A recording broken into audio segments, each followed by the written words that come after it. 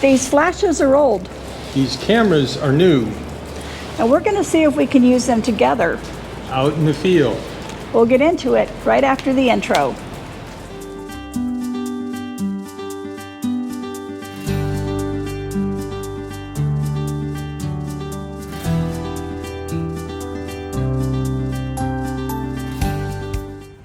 Here at Cape Arago State Park, just across the road from the ocean.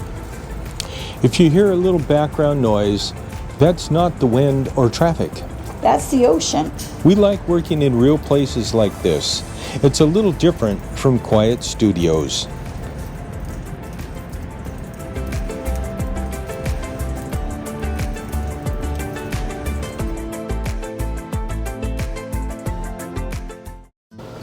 In this video, we're using Nikon SB-600 flashes, which are generally considered safe for modern Nikon cameras.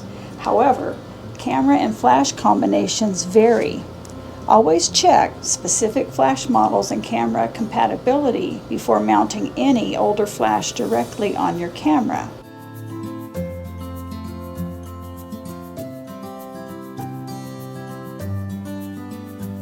Certain vintage or third-party models can have higher trigger voltages that may damage modern camera circuitry if mounted directly on the hot shoe.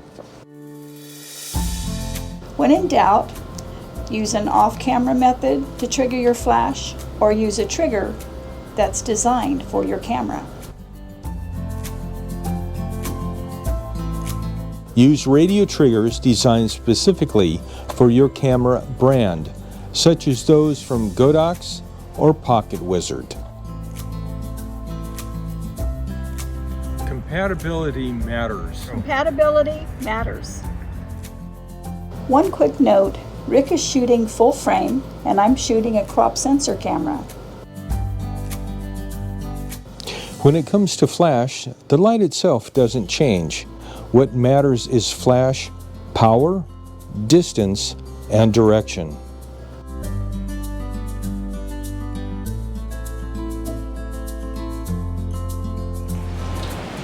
We're just adding a small amount of light to help the subject stand out. Darker backgrounds with just a little pop of light. Take a half a step back.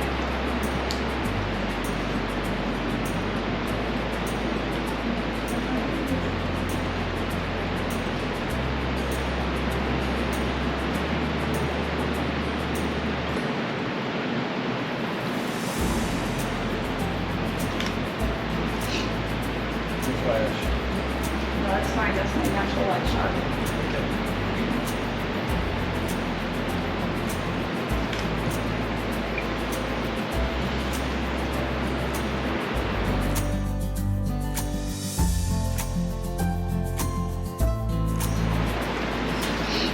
Okay, now we're going to straight on. Yep.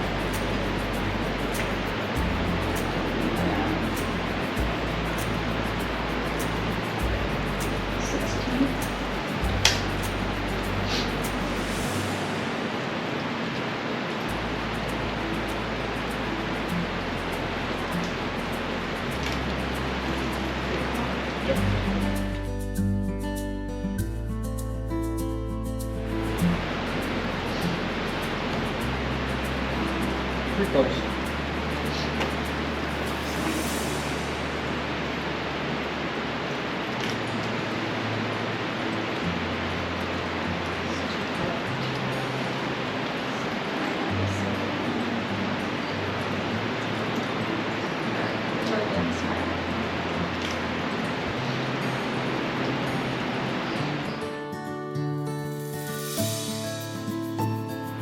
Balance. Balance.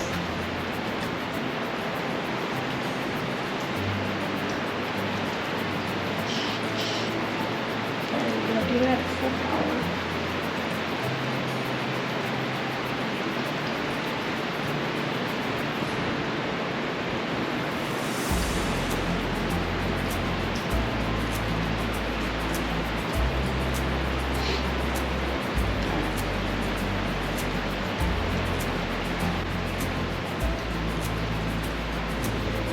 This is bounce flash. The light is softer and more flattering, and this is the best result so far.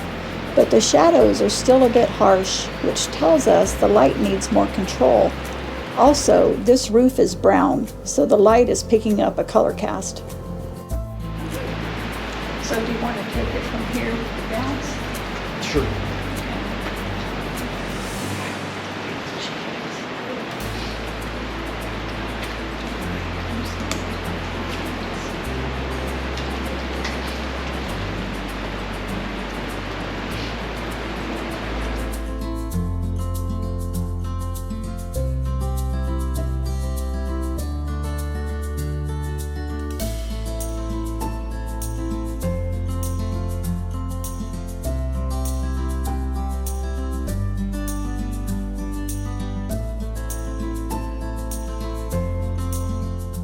We kept things very simple.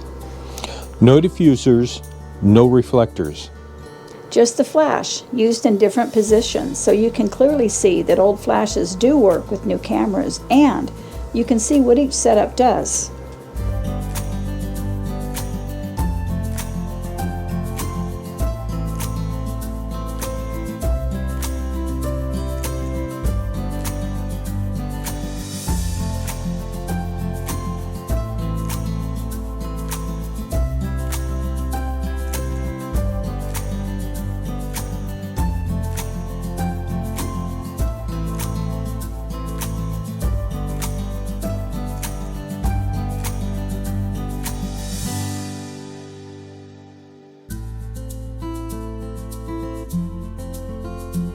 Now that we've seen what flash position alone can do, let's finish this the way we normally would.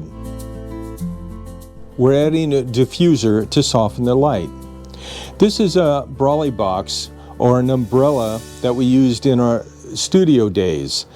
It has a silver lining, and then it has a diffuser on the front of it, and you put the flash inside of that, and then when the light goes off, it gives you a nice, beautiful, soft light. And we're using the reflector to gently fill in the shadows on the opposite side. The earlier portraits were about learning what flash position does.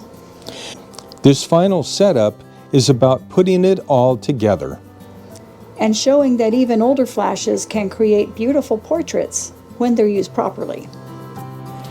So what did we learn? That older flashes can still work with modern cameras. But if you have any doubt about compatibility, use triggers and keep the flash off the camera.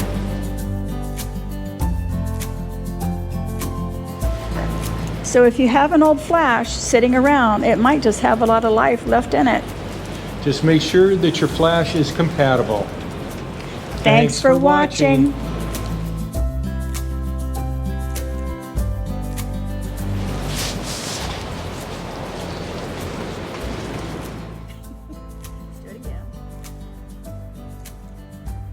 You ready?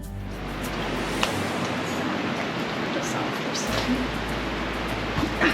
No, it's still on.